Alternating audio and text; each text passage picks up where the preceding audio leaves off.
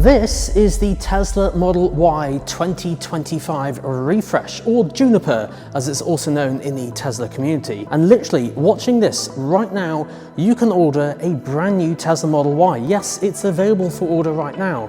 But before you do that, you might be wondering what's different compared to the previous one that I reviewed very recently. Well, let's check it out and run through as many things as possible.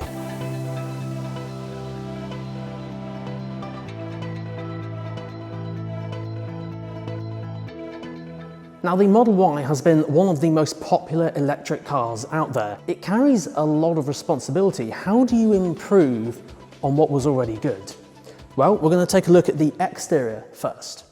Now, when a new model comes out, efficiency and aerodynamics always play a huge and vital part of that new model. A lot of the inner components very similar, so things like the battery and the powertrain and that sort of thing, but they've optimized all the aerodynamics and wheels and even suspension setup, which we'll get onto some more tech specs in a minute.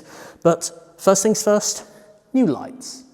So yes, Tesla have gone for a light bar approach with this one, very similar to the Cybertruck, which actually I managed to film in the middle of King's Cross in London, which was challenging and very interesting to actually see that car. But there's also elements from the Cybercab. Now, if you haven't heard of this before, Tesla did an event very recently where they introduced a thing called the Tesla Cybercab and Robovan or Robovan or whatever it was called, basically autonomous cars, as in the future. There's lots of design elements taken from those kind of concept cars and applied to this actual production car. But Tesla have actually gone for something slightly different on this light bar. They've actually kind of cut it off just in the middle here and actually kept the indicators slightly separate, so you can see here with them on. What is interesting though is the rear. Now, Tesla have gone for something slightly different with the rear here. Normally with a lot of EVs they have light bars, it's just kind of a common trend that they have. They've added a light bar right up underneath, and in doing so you actually see it from behind, it reflecting off the actual bodywork. Yeah, I think that's the first time a car manufacturer has done that. But having said that, the 3D elements and the whole design of it on the rear looks very sporty. I do quite like it compared to the previous one. But I'll tell you what, something that caught my eye at the front that I missed, there's no badge. Did you notice? No T, no Tesla badge in the middle. It's completely clean, completely flat on the front. So you guys have to let me know your thoughts down below on that one. Oh, and as well, there's also a front camera now on the Tesla as well, because that was one criticism that some people had before, was that there wasn't like a front camera. There's one literally just down there. So apart from looks, what is different? Because I already mentioned that the motor and the battery and the powertrain was the same. So what specs have changed? Well, here they all are on screen for you now. So the range quoted on WLTP is 353 miles, and of course charging. Teslas are famous for this with their Supercharging network. You can charge at 250 kilowatts, and you can add over 150 miles in around 15 minutes. Also, there's been some improvements when it comes to other specs. So very similar to the Model 3, there's been improvements all around on the suspension and the overall ambience and the quietness on the inside. These are 20% less impact noise, 20% wind noise, 22% road noise, and 26% less solar reflection. The impact noise, I believe, is going over our horrible roads in the UK with those glorious potholes. Right, we've got the inside to have a look at. Let's check out the boot. Now, being a mid-sized SUV, I think Tesla have recognised this, because one thing that I didn't really pick up as a negative on the previous one, just because it kind of made up for it in other areas. But if you had to fold down the rear seats, they were manual. So if you wanted to maximise on the boot capacity or the cargo capacity of about 2,100 litres, which is still pretty good in this day and age, you had to fold them down. But now it's just a one press to fold them down. Nice. We'll check out the Frunk as well in a second, just to see if there's any changes there. But yeah, boot capacity 2138 to be precise. I believe that's total capacity across the whole car. So still very good.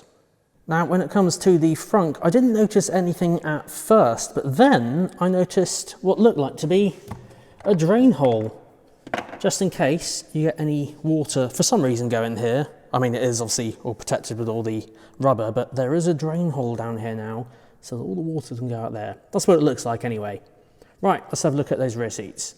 Okay, now I've purposely left these down so we can see, but there's some extra buttons down here now. So if I press this one, the seats will fold up all by themselves. Now this won't be new for any existing kind of owners of the mid-size SUV segment, but for those who are Tesla fans, it is great to see.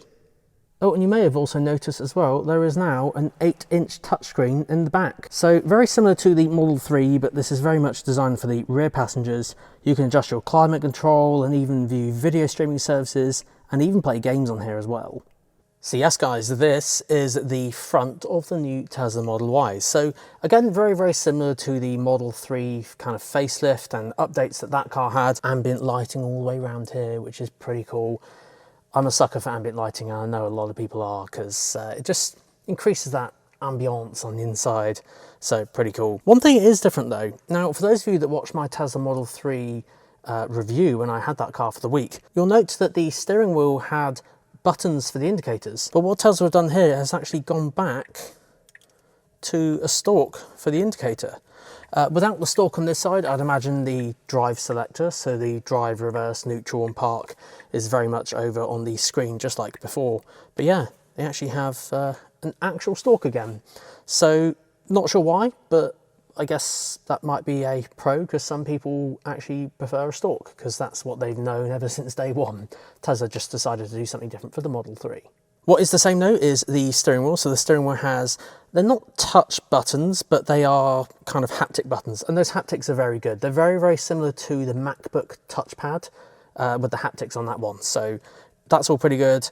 I would rather physical buttons, but hey, there is a ridge there and you can operate this without kind of looking at the steering wheel, and it's very easy to use. So having lived with one for a week before, yeah, you do get used to it. Now, one thing I had not touched on was the price. So apparently the Tesla Model Y is going to launch in the UK on a special launch edition, like a launch series. Now it's going to start with the all-wheel drive variant, so this will be the long-range version at 60990. Now I'm led to believe that that will not be the starting price eventually. This is just the launch price.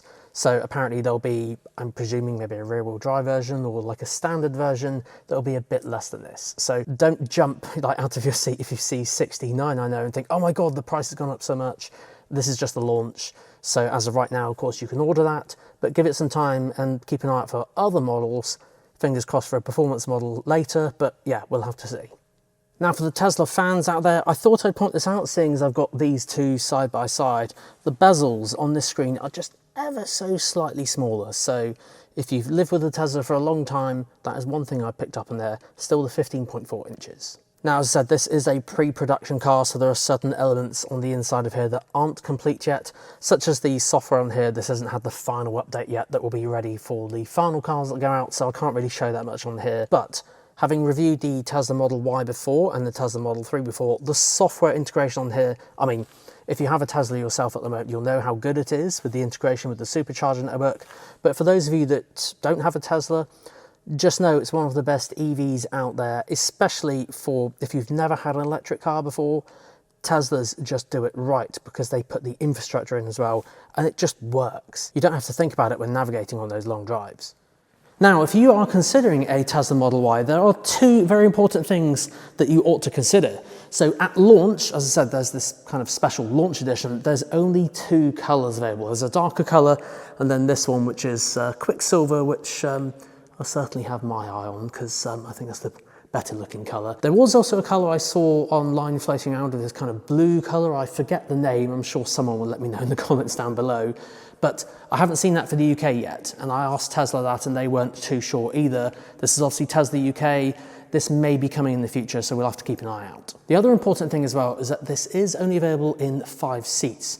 There was a 7-seat option on the outgoing Model Y just here, this blue one, but on this new one, there's only 5 seats. So just something to factor in if you are considering a SUV with 7 seats.